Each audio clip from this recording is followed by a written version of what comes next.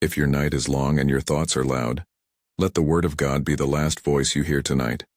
Let one sentence from Scripture fall like a blanket over your mind. Let the Psalms, simple and steady, erase the noise and make room for rest. You are not alone in this.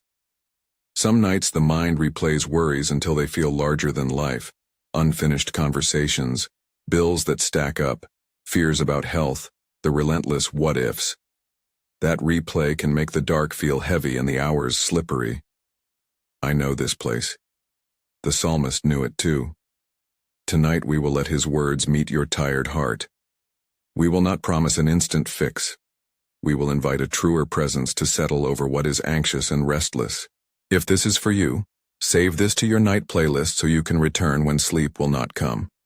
He who dwells in the shelter of the Most High will abide in the shadow of the Almighty. Psalm 91:1. Picture a roof made of mercy, an overhang of faithful hands. The psalmist speaks of a shelter, not a distant abstract idea, but a shelter you can step into. When your thoughts race, when fear imagines threats that may never come, remember that the Lord offers a place where you can be hidden, held, and kept. Imagine being under a large wing, safe from the storm. That image is not only poetic, it is an invitation. God's protection is described not as a set of promises you must earn, but as a present reality you may enter. When the night feels like a long corridor of possibilities, some good and some terrifying, let this fact settle in. God is a refuge and strength, an ever-present help in trouble. Psalm 46:1. You do not have to polish your faith to qualify for shelter. The shelter is for those who are weary, for those whose names feel small in their own mouths. Close your hands around the thought of being held and let your shoulders drop. Quiet affirmation for the heart. God is my refuge. I may rest in his shelter. Lord, guard this night. Let your faithful presence be nearer than the closest thought. Let your shadow calm what is storming inside me. Help me to trust the shelter you name. There is permission in Scripture to lie down and to be sustained as you sleep. The psalmist says, I lie down and sleep. I wake again, for the Lord sustains me. Psalm 3:5. That is not a magical formula. It is a testimony of faith lived in the ordinary pattern of night and morning. If you have ever felt guilty about needing sleep, as if rest were somehow a failure, hear instead that rest is part of God's provision. You are not shirking responsibility when you sleep. You are, in a sense, obeying the design God put into your body and into rhythms of life. Another psalm says, In peace I will lie down and sleep, for you alone, O Lord, make me dwell in safety. Psalm 4:8. Let those words be a small liturgy at your bedside. You do not have to arrange every detail before you rest. You do not need to wrestle every worry into submission on your own. The Lord is already near, and he makes a place of safety where the mind can find a different pace. Think of sleep as a spiritual posture as much as a physical necessity. When the world tells us rest is earned, the psalmist offers rest, as received. Imagine lying down in green pastures and being led beside still waters. The shepherd's hand is steady, the pathway is tended. Psalm 23:1-2. That shepherd does not glance at the clock with impatience. He watches, he leads, he knows the way through the fields. Let that image ease the body. Let it speak to the small, repeating anxieties that make the night loud. A simple affirmation to hold now. I may lie down in peace. God sustains my breath and my waking. Lord, teach me to accept rest tonight. When my mind argues that I must stay vigilant, remind me that you are watching. Let sleep be a place where I trust you, not a place where my fears increase. There is a tenderness in God's knowledge of us that breaks through the darkness. O Lord, you have searched me and known me. Psalm 139:1. These words are not distant theology. They are a close, warm gaze. The psalmist speaks of being known in every hidden place, when we rise, when we lie down, when our thoughts are still. The God who knows the number of hairs on your head knows the small details of your life that you worry about at night.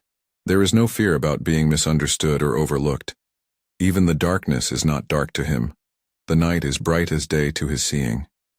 Psalm 139:12. This is not to erase the honest weight of what you feel, but to say that your night is not outside of his notice. When your anxiety whispers that the dark hides your difficulties from help or hope, the psalmist counters by remembering that God's sight goes where our sight cannot. You are known, even in the corners your mind cannot reach calmly. Receive this quiet word. You are known deeply and tenderly by God. Lord, thank you that you are near in the places I fear. When my thoughts multiply, breathe your knowing over them. Help me to rest in the truth that I am held and remembered. Fear is real. Enemies come in many shapes. A nagging voice comparing you to others, the panic that visits without reason, the boring, steady pull of grief. The psalmist lifts these honestly. He cries out, I sought the Lord, and he answered me. He delivered me from all my fears. Psalm 34:4. That language is honest about pain and about rescue. It does not pretend the trouble was not there. It testifies that deliverance in God's way came. There are nights when the mind lists dangers, actual threats, and imagined ones, until the whole room feels unsafe. Other nights the fear is quieter but persistent, a low hum beneath thoughts and movement. For both, Scripture remembers and speaks into the honesty of the cry. When I am afraid, I put my trust in you. Psalm 56:3. This line is a simple tool. Name the fear, then turn it toward God. It does not mean fear disappears on command. It means fear is not the final say. Affirmation to receive. My cry is heard. God listens and moves in his timing. Lord, I bring these fears to you now. They are real and they are heavy. Hear me. Do not allow my fear to define the night. Be my deliverer according to your steadfast love. There is a steady, sure heart in worship that anchors the soul. The psalmist writes, I will bless the Lord at all times. His praise shall continually be in my mouth. Psalm 34:1. Praise is not a denial of pain. It is an orientation. When anxiety tightens its grip, naming God's goodness, even in small things, softens the clutch. Remember one small mercy you noticed today.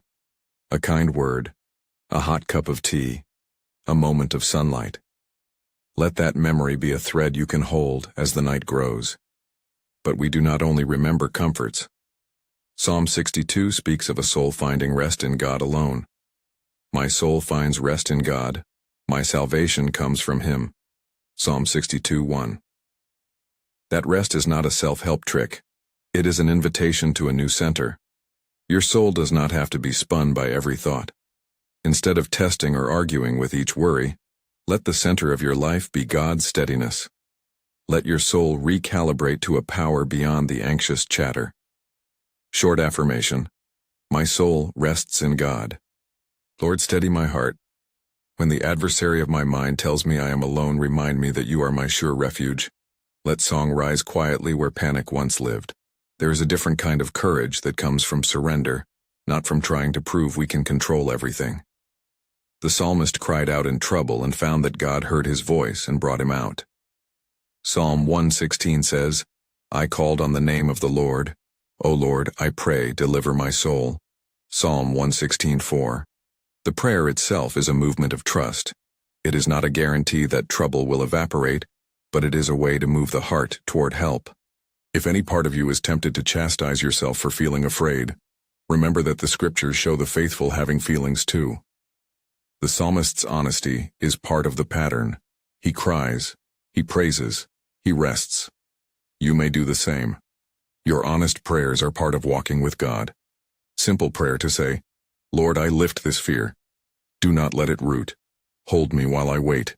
Now imagine the night again, but this time picture a shepherd at your side. He leads you to rest. He knows the path. The imagery is not escape. It is assurance that you are cared for. The psalmist's words can be woven like a gentle garment around your heart. The Lord is my shepherd. I shall not want. He makes me lie down in green pastures. He leads me beside still waters. Psalm 23:1-2. Let those phrases move from your head into your chest. You are not being asked to fix everything before you sleep. You are being invited to follow a shepherd who makes room for rest. Offer to yourself the short truth. I am tended by the shepherd's care. Lord, be the shepherd of my night. Where my thoughts lead me into rough ground, guide my feet to stillness. Where my heart is heavy, let your hand rest upon it. There is a particular tenderness about being known in the dark. Psalm 16 calls the Lord our portion and speaks of the security of the believer.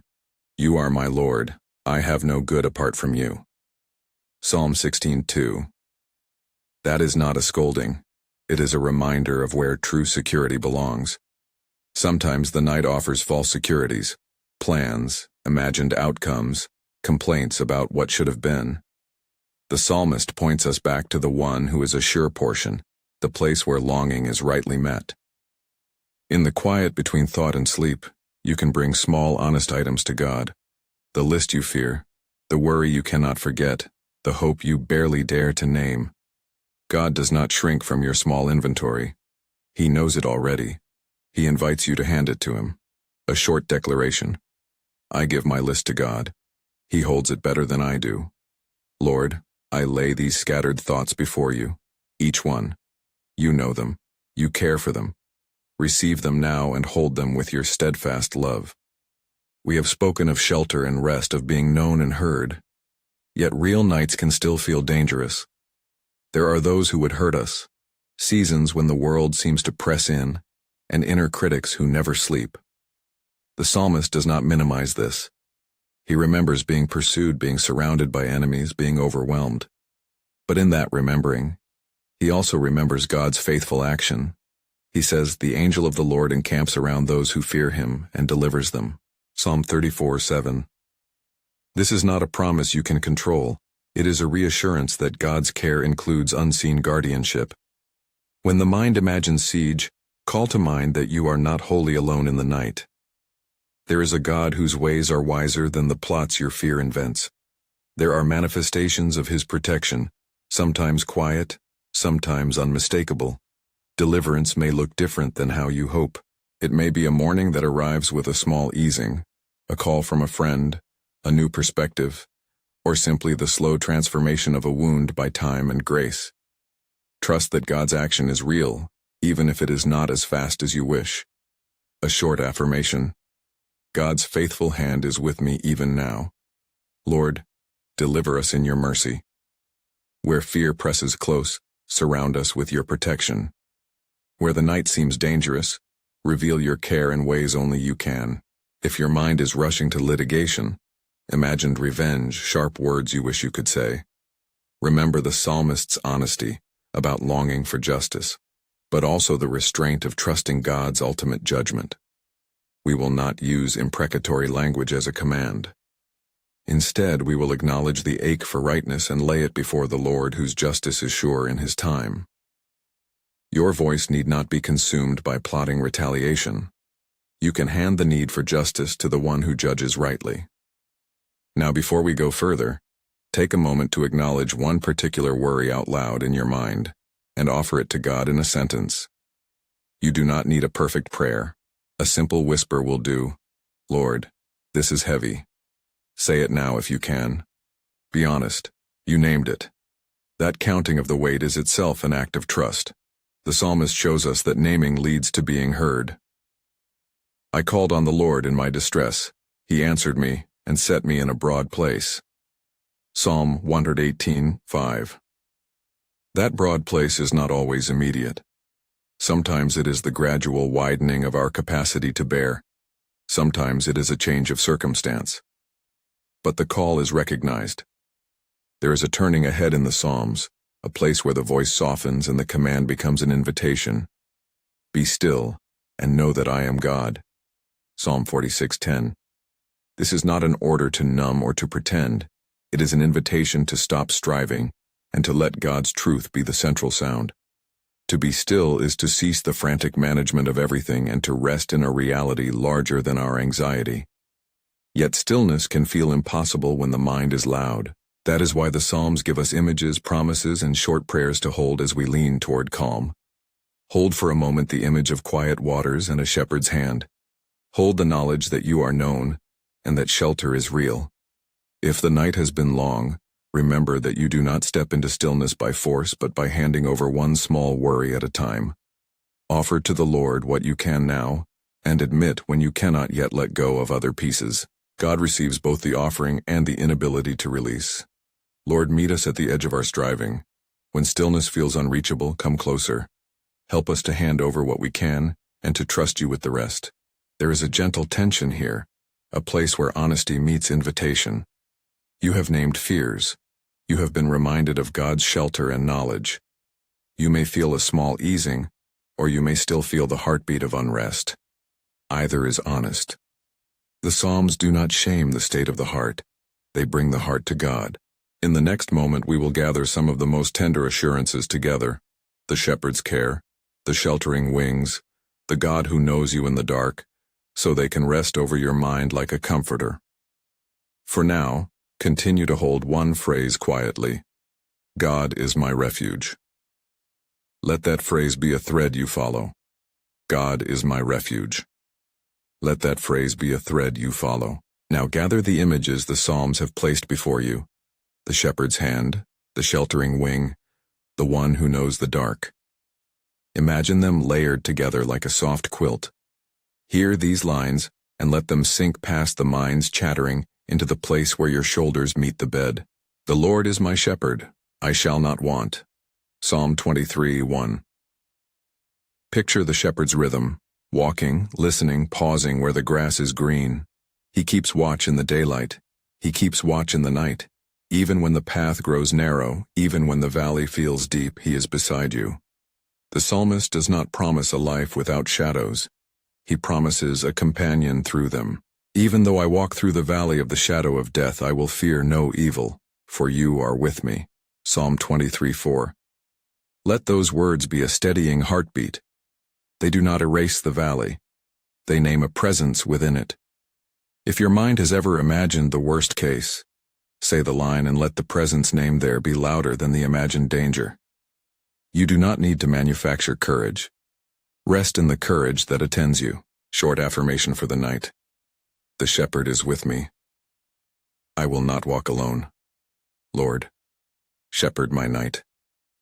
When my imagination draws dark maps, guide my feet to the place you will keep me safe. Let your presence be my companion through every valley.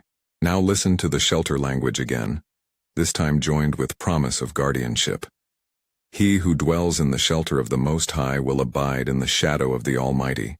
Psalm 91:1. The psalmist uses the language of dwelling, an ongoing, ordinary presence. To dwell is not a hurried visit. It is a resting, a staying. Picture a small house of mercy in which you may enter and remain. Picture a shadow that is not threat, but cover. When anxiety makes you feel exposed and raw, remember it is possible to abide in a shelter that does not depend on your performance. The psalmist also says, "For he will command his angels concerning you to guard you in all your ways. They will lift you up in their hands." Psalm 91:11-12. These are not magical formulas you manipulate. They are images that remind you the care that watches over your life is wide and mysterious and tender. Let this widen the frame of your night. Your smallness is not left alone in the dark. There is care you cannot see that attends to the edges of things. Quiet, strengthening thought. I dwell in the shelter of the Most High. I am held by unseen care. Lord, thank you for guardianship beyond my sight. When the night stirs frightening scenarios, place your angels of care around me. Let the knowledge of unseen keeping draw tension from my limbs. And yet there is more than shelter and guardians. There is the intimacy of being known. O Lord, you have searched me and known me. Psalm 139:1. The psalmist moves from the great protector to the quiet knower. This is the God who can name your smallest ache, the one who understands the pattern of your sleep, the timing of your restless waking. Bring to mind not an abstract deity, but a personal presence who recognizes you more thoroughly than anyone else ever has. Where shall I go from your spirit? Or where shall I flee from your presence? In Psalm 139:7. These words are an assurance that your night is not beyond God's reach. The places your fear imagines as hidden or remote are under his sight and care. There is no corner of the dark that is out of his knowledge. That truth does not make your problems vanish instantly. It places them within a care that will not misplace you. Short interior prayer. I am known. I am not overlooked.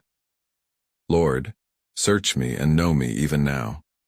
Where my mind thinks itself concealed, meet me with your presence. Let your knowing be softer than my fear. There is a convenience to tidy solutions, but the Psalms do not tidy everything away. They keep a raw honesty, complaint, lament, hope, praise. They allow us to bring real grief and real worry into the room with God. Psalm 34 says, I sought the Lord, and he answered me, and delivered me from all my fears. Psalm 34:4. That voice moves from seeking to answered witness. It does not erase the seeking, but it remembers the answer. You may not feel that kind of answered peace tonight, and that is still within the Psalm's honesty. The psalmist's pattern gives you permission to both speak your fear and to lean into testimony when it is available. Sometimes what steadies us is a remembered mercy, rather than a present miracle. Recall one way God has shown himself present to you before, however small. Let that memory be like a steady stone in a stream, an affirmation to hold now. I have known God's help before. I can remember it now. Lord, remind me of your past mercies tonight. Let memory stand as proof that you are near and that you have acted for me before. Listen to this truth. Rest does not require the absence of responsibility. It requires trust. The Psalms teach that sleep is not negligence but a posture of faith. I lie down and sleep. I wake again, for the Lord sustains me. Psalm 3:5. You may wonder how to surrender your list of tasks, your nagging decisions, your long-standing anxiety. Start small. Hand over one item. Whisper a name. Release one scene to God. The act of handing over is itself a small obedience, and God honors it. Short vow. Tonight I will hand over one worry. I will trust the Lord with it. Lord, accept this offering. I give you one worry now. Keep it. Help me to trust you with the rest in time. When fear presses like a fist in the chest, a simple orientation to praise can shift the center of the heart. The psalmist says, I will bless the Lord at all times. His praise shall continually be in my mouth. Psalm 34:1. Praise does not deny pain. It rearranges attention. If the mind is weighing heavy things, name one small good. Speak it softly. Bread shared, a friend's smile, a roof over your head, a moment of beauty. Let the tongue echo that goodness, even if the heart feels tight. A tiny practice for the night. Name one kindness you received today and hold it like a candle in the dark. Lord, give me a heart that can praise even in the middle of worry. Let gratitude be a door through which peace comes. There is an invitation to stillness that we have noted, and it will be our turning point now. The psalm says, Be still, and know that I am God. Psalm 46:10. Let those words land like a soft command and a gentle hand. Being still is not pretending the night does not matter. It is a sacred cessation of the frantic inner running. It is saying to yourself, I cannot fix everything right now. I will rest in the one who can. If stillness feels impossible, do not scold the body. Be tender. Offer this to God. I cannot be still on my own. Help me. Name the resistance. The psalmist's phrase is a permission to let God be God while you do something small. Surrender one thought. Sigh one prayer. Close your eyes with the name of the Lord in your mind. Simple invitation. Be still and know that He is God. Let that be enough for this moment. Lord, give me the courage to be still. When my hands clench with worry, unclench them. When my thoughts race with plans and fear, quiet them under your truth. Now we come to a gentle weaving of promises. Let Psalm 23, Psalm 91, and Psalm 139 speak together as companions. Hear these lines not as fixes but as words to tuck over your soul. The Lord is my shepherd. He makes me lie down in green pastures. He leads me beside still waters. Psalm 23:1-2. Picture the green pasture. Let the mind's urgency dissolve a little as you imagine soft grass beneath you. He who dwells in the shelter of the Most High will abide in the shadow of the Almighty. Psalm 91:1. Imagine the shelter overhead, a fabric of mercy that lets the night be less sharp. O Lord, you have searched me and known me. Psalm 139:1. Let the softness of being known rest like a pillow for your identity. You are my hiding place and my shield. Psalm 32:7. The Psalms use many images: shepherd, shelter, hiding place. Each one affirms you can be held. Collect those images and wrap them around yourself now. Let them slow the heartbeat that has been constant and loud. Affirmation cluster to internalize: I am shepherded, I am sheltered, I am known. Lord, let these words be a lullaby for my anxious spirit. Speak them to the parts of me that will not quiet until they hear you. There is a practical tenderness in the Psalms for the smallness of human fear. When panic flares up, the psalmist's posture is one of turning, naming the fear, offering it, testing the truth of God's presence. You may want specific steps from me, but the Psalms invite a posture rather than a checklist. They invite you into a rhythm: name, offer, remember, rest. You can repeat that rhythm as long as the night is awake. Repeat quietly with me now. Name one fear. Offer it to God. Remember a mercy. Rest in the presence of the Lord. Lord, receive this cycle in my heart. Help me to move through it when the night is loud. Sometimes deliverance comes as a whisper rather than a dramatic rescue. Psalm 116 recalls being heard in distress. I called on the name of the Lord. O Lord, I pray, deliver my soul. Psalm 116:4. The deliverance may be a soft easing, a new perspective that dawn brings, a small kindness that uncoils you. Hold out a hope for such mercies without demanding their timetable. God hears the cry. He answers according to his wisdom and mercy. Short confession to the Lord. I long for relief. Teach me to wait with you. Lord, answer according to your mercy. Where immediate change does not come, give me the patience to endure with faith. Now a few moments to name the reality of enemies. Not to inflame the mind with images of revenge, but to acknowledge the sources of our fear. The psalmist names enemies and threats honestly: betrayal, injustice, inner torment. He prays for deliverance. We too may feel besieged. Let us place those threats before the Lord and then leave them there. A gentle declaration: I will not carry the weight of vengeance. I will trust God's justice and mercy. Lord, take the bitterness I hold. Do not let it root in me. Teach me to trust your righteous timing and to rest from scheming. As the night deepens, allow your prayer to move from petition to simple thankfulness. Even in the middle of trouble, the psalmist finds words of praise. I will bless the Lord at all times. His praise shall continually be in my mouth. Psalm 34:1. Thankfulness clears some of the fog of fear. It is not escaping reality. It is choosing to see where goodness still exists. Name quietly 3 things you can thank God for tonight. Let your tongue carry them gently. Lord, receive my thanks. Let gratitude water the small seeds of peace inside me. We have walked through shelter and shepherding, known God's intimate gaze, acknowledged our fears and invited stillness. Now return to the simplest, quietest act: surrender.